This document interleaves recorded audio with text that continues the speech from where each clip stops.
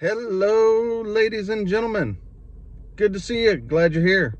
It has been a while since I've done a video, and y'all still look just as good as I remember. Considering it's been a while since I've done a video, I hate to start off with a rant. But unfortunately, it's when people get under my skin that I feel motivated to speak. So the other day, got into a discussion with, I call it a discussion. He was basically being a turd. But got into a discussion with someone over certain things we're doing with the coronavirus that are quite anti-science. And I'm not saying that the coronavirus isn't real. It's a real virus. I've seen patients. I've worn N95s and the whole, astronaut get up. But some of the things that we're doing are not quite scientific. Like vaccinating people who already have antibodies, especially considering the antibodies last longer than the virus. But that's not what I want to talk about.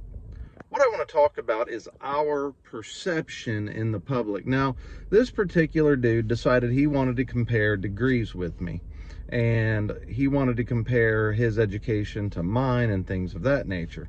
And the cool thing is, he was like a nurse practitioner, hematology, oncology, all that sort of stuff.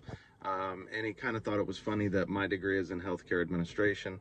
I actually thought it was funny that his was as a practitioner and mine was in healthcare administration, because guess who the practitioners report to? Yeah, the administrators. So I can keep idiots like him from working for me. But that's neither here nor there. This guy called me an ambulance driver. Which, to be quite honest with you, I've gotten used to it. I'm an ambulance driver. I work with fire truck drivers, police car drivers, doctor helpers. It's okay with me. But here's the problem. Our perception in the general public is not good. And the fact of the matter is this: we don't do ourselves any favors. So when it comes to higher education, you'll hear people say, well, we're not going to get a higher education because they're not going to pay us more. Probably true. Not going to argue with you.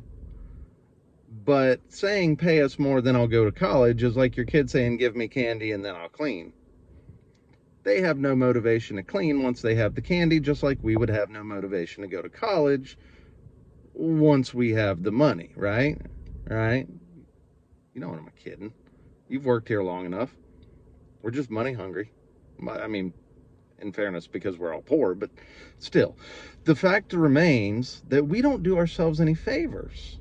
I was at a hospital yesterday, and these EMTs came up wearing like shorts and t-shirts, and their shirts weren't even tucked in. And the crew that was wearing pants, their shirts weren't tucked in either. We looked like idiots. Except me, of course. But here's the thing. We need to change the way that the public perceives us, and we've got to start by changing ourselves first.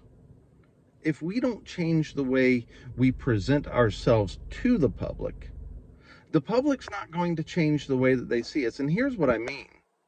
I got called an ambulance driver. The guy said, I wouldn't take medical advice from a paramedic. Hey, look, that's cool. You ain't got to take advice from me.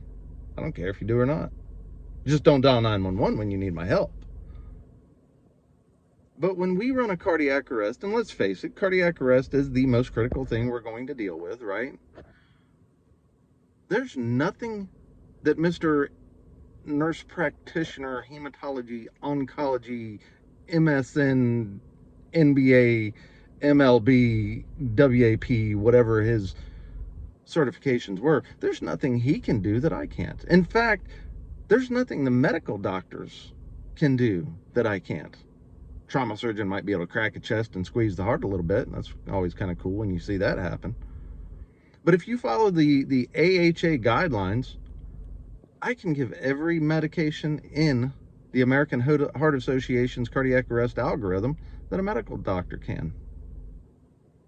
I can establish advanced airway.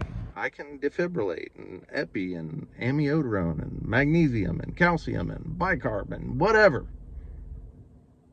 So if the most critical condition we run we can do with the same equivalency as a medical doctor, why then are we still perceived as ambulance drivers? Maybe it's because we're getting on the floor and wallowing around in vomit and diarrhea in tennis shoes and shorts.